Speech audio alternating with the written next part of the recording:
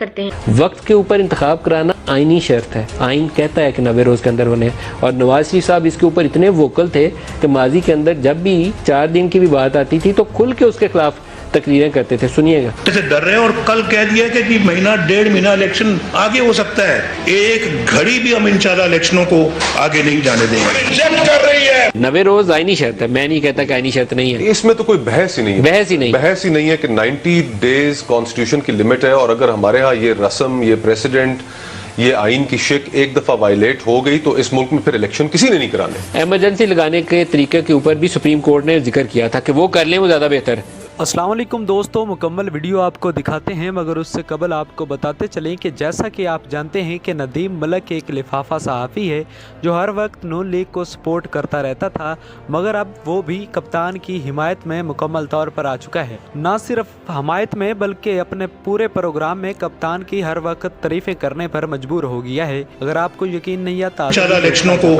آگے نہیں جانے دیں گے۔ اور پھر یہاں تک بھی کہا جاتا ہے جی کہ پتہ نہیں شاید الیکشنز کو اور کچھ آگے لے جایا جائے۔ کیوں لے جایا جائے بھائی؟ کیوں کہ الیکشنوں میں تاخیر ہونی چاہیے۔ وہ پوچھا بھائی کیوں کہ جی حج کا دن ہوں گے، پھر کہتے ہیں بارشوں کا مہینہ ہے، تو بارشوں کا مہینہ تو الیکشن ملتوی کر دیا جائے۔ وہ خدا کا خوف کرو، ہم الیکشنوں کو ملتوی کبھی نہیں ہونے دیں گے۔ کیا الیکشنوں میں ایک دن تو دور کی بات ہے، 1 گھنٹے کی بھی تاخیر ہونی چاہیے یا نہیں ہونی چاہیے؟ یہ قوم تمہاری قرارداد کو ریجیکٹ کر رہی ہے۔ 90 روز آئینی شرط ہے، میں نہیں کہتا کہ آئینی شرط نہیں ہے، اس میں تو کوئی بحث ہی نہیں ہے، بحث ہی نہیں ہے کہ 90 ڈیز کانسٹیٹیوشن کی لمٹ ہے، اور اگر ہمارے ہاں یہ رسم، یہ پریسیڈنٹ، یہ آئین کی شک ایک دفعہ وائلیٹ ہو گئی تو اس ملک میں پھر الیکشن کسی نے نہیں کرانے۔ ایمرجنسی لگانے کے طریقے کے اوپر بھی سپریم کورٹ نے ذکر کیا تھا کہ وہ کر لیں، وہ زیادہ بہتر ہے۔ اس کے آئین کے اندر دیکھیں طریقہ کار دیے ہوئے، ہر سچویشن کو فوسی کر کے ایمرجنسی کو لگائے گا سپریم کورٹ میں چیلنج ہو، لیکن وہ بھی پھر چیلنج ہوگی اگر وہ بھی ایک میلیفائڈ انٹینشن سے۔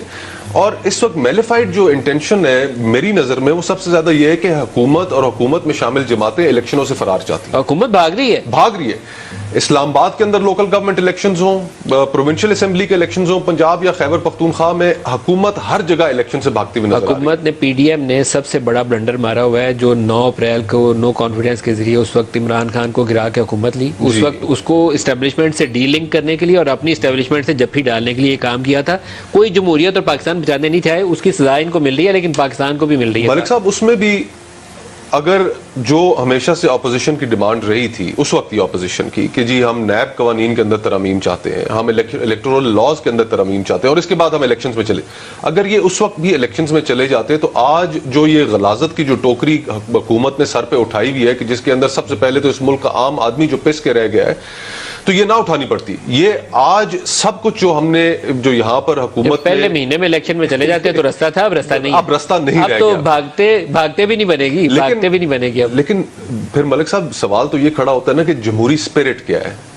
جمہوری سپیرٹ تو یہ ہے کہ آپ نے جانتے بوجھتے ہوئے حکومت لی، آپ نے پاور پالیٹکس میں آپ شامل ہوئے، آپ نے وہ فیصلے کیے جو فیصلے آج اس ملک کا عام آدمی ان کی کاسٹ پے کر رہا ہے، تو پھر آپ بھی قیمت ادا کرنے کے لیے تیار ہو، اور اگر آپ کو الیکشنوں میں ہار ہوتی ہے تو آپ کہیں بسم اللہ، قیمت انہوں نے چکانی ہے، قیمت انہوں نے چکانی ہے، الیکشن میں ہار جائے، مطلب ابھی بھی ہار جائے، اکتوبر میں بھی ہار جائے، ابھی ہار جاؤ، اس کھیل کا حصہ ہے۔ طارق فضل چودھری صاحب یار ابھی ہار جائیں تاکہ اس لڑائی سے تو آگے نکلے ہم۔ دیکھ ملک صاحب، بات جو الیکشنز کی ہے، ساری بات میں سن رہا تھا، مجھے یہ بتائیں کہ کسی بھی پولیٹیکل پارٹی کے پاس سوائے الیکشن میں جانے کے یا الیکشن کے ذریعے اقتدار میں آنے کے اس کے علاوہ دوسرا راستہ کیا ہے؟ That is the only way. بات یہ ہے کہ جہاں تک قانون کے آئین کے اس آرٹیکل کا تعلق ہے کہ الیکشن 90 دن میں ہونا چاہیے، سر آنکھوں پہ ہے۔ میں نے آپ سے پہلے کہا کہ ماورائے آئین کوئی بھی بات ہم قطعی طور پہ نہیں چاہتے کہ وہ کبھی بھی ہمارے زمرے میں آئے، کہ ہمارے بے شک پی ڈی ایم کی گورنمنٹ ہے لیکن ہم اگر پرائم منسٹر ہیں، اور میں عرض کر رہا ہوں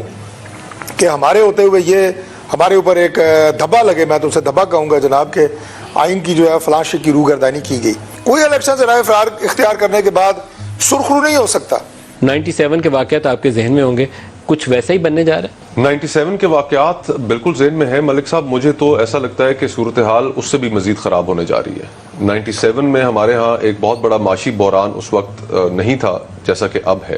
ہمارے جو فورن ریزروز ہیں وہ کس مقام پر کھڑے ہیں، ہماری معیشت کی کیا حالت ہے، IMF کے ساتھ ہماری نیگوسیشنز کہیں کسی بننے نہیں پہنچ پا رہی، اور جو ہمارے دوست ممالک جو ہمیشہ ایسی مشکل صورتحال میں سامنے آتے تھے اور پاکستان کی مدد کرتے تھے، آج وہ بھی ہاتھ کھینچے ہوئے ہیں۔ سیاسی افراتفری، سیاسی بحران اور معاشی بحران، یہ دونوں مل کے اس ملک کے معاشرے کو اتنا شدید نقصان پہنچائیں گے کہ جس کا اس ملک کی اشرافیہ اندازہ نہیں کر پا رہی۔ آپ نے آٹے کی لائنوں کا ذکر کیا اپنے ابتدائیے میں ملک صاحب۔ اس وقت ملک میں جو ہماری تاریخ میں سب سے زیادہ ہائیسٹ انفلیشن، مہنگائی کی جو شرح رہی، وہ 1973 میں تھی، 35.6% تھی غالباً۔ اور آج مہنگائی کی جو شرح ہے اس نے 50 سالہ ریکارڈ توڑ دیے ہیں۔ ایک عام آدمی کی جو زندگی ہے وہ اجیرن ہو چکی ہے۔ دیہاتوں میں جو زیادہ فکر مند بات یہ ہے کہ شہروں میں جو مہنگائی نے تباہی مچائی ہوئی ہے وہ تو ہے ہی ہے وہاں پر، لیکن دیہاتوں میں جو مہنگائی کی شرح ہے وہ اس سے بھی کہیں زیادہ ہے۔ اور یہ ایسی ہم صورتحال کی جانب بڑھتے جا رہے ہیں ملک صاحب کہ سری لنکا کی اگزامپل ہمارے سامنے ہے اس ریجن میں، لیکن ہم میں اور سری لنکا میں فرق یہ ہے کہ وہاں پر جو لٹریسی ریٹ ہے وہ 98% ہے۔ وہاں پہ جس وقت لوگوں نے صدر ہاؤس پہ وہاں پر چڑھائی کی تو وہاں پر کوئی اندر بیٹھ کے گٹار بجا رہا تھا، کوئی سوئمنگ پول میں کسی نے چھلانگ ماری۔ ہمارے ہاں ایسا نہیں ہونا، یہاں آگ لگا دیں گے لوگ، آگے لگنی ہے۔ ہاں، یہ بات مجھے بھی اندیشہ یہی ہے کہ یہاں آگ لگا دیں گے۔ اور ہماری اس کے علاوہ جو ملک صاحب جو ہماری ملٹیپل ایتھنک اور ریلیجس فالٹ لائنز ہیں وہ مزید زیادہ پروناؤنس ہو جانی ہے۔ تو ہم نہ جانے کہ کس اپنی اس لڑائی میں ایسے الجھے ہیں کہ ہم ان چیزوں کا ادراک ہی نہیں کر پا رہے کہ ملک کس طرف چلا جائے۔ کرے کون حل، آگے کون بڑھے؟ رانا ثناء اللہ صاحب انہوں نے جو چند دن پہلے سٹیٹمنٹ دی کہ یا عمران خان رہے گا یا یہ رہے گا یا ہم رہیں گے، اور یہ انٹیریئر منسٹر کہہ رہے ہیں، یہ انٹیریئر منسٹر کہہ رہا ہے، اور وہ پھر پوری دنیا کے اندر وہ ہیڈ لائنز بنی۔ تو ہم سیاستدانوں کو اس بات کا ادراک کرنا چاہیے، اللہ نہ کرے کہ وہ 12 اکتوبر 99 اللہ نہ والا کرے، سین کوئی بھی دوبارہ نہیں چاہتا۔ دہرایا اور جائے۔ اگر خدا نہ خواستہ دیکھیں ایسا کوئی عمل ہوتا ہے تو پاکستان 50 سال پیچھے چلا جائے گا۔ مصطفیٰ صاحب، کلوزنگ ریمارکس، کتنی دیر اور ہم یہ کھیل کھیلیں گے؟ کسی کو اندر آ کے حل نکالنا پڑے گا۔ ملک صاحب حل سیاستدانوں کو ہی نکالنا پڑے گا۔ ابھی یہ جو گفتگو ڈاکٹر صاحب کر رہے تھے، ٹھیک بات ہے کہ ڈائیلاگ کے لیے سارے فریقین کو تیار رہنا چاہیے، لیکن پھر ڈائیلاگ کے لیے وہ ماحول بھی کریٹ کرنا پڑتا ہے۔ ایسے نہیں ہو سکتا کہ آپ پولیٹیکل وکٹمائزیشن بھی کر رہے ہوں اور پھر آپ یہ توقع کریں کہ اگلا فریق آپ کے ساتھ بیٹھے گا۔ اور دکھ اس چیز کا ہوتا ہے کہ جو جماعتیں اس وقت حکومت میں موجود ہیں انہوں نے 90 کی دہائی بھی دیکھی ہے۔ 90 کی دہائی کی اس پولرائز پالیٹکس نے الٹیمیٹلی کیا نقصان دیا، اور اب جس ڈگر پہ یہ چل رہے ہیں وہ کسی ایک بڑے سانے کی طرف ہمیں لے جانے کا پوٹینشیل ضرور رکھتی ہے۔ ہم بالکل سانے کے سامنے کھڑے ہیں، صرف آنکھیں بند اور کیے ہوئے ہیں۔ صرف آنکھیں بند کیے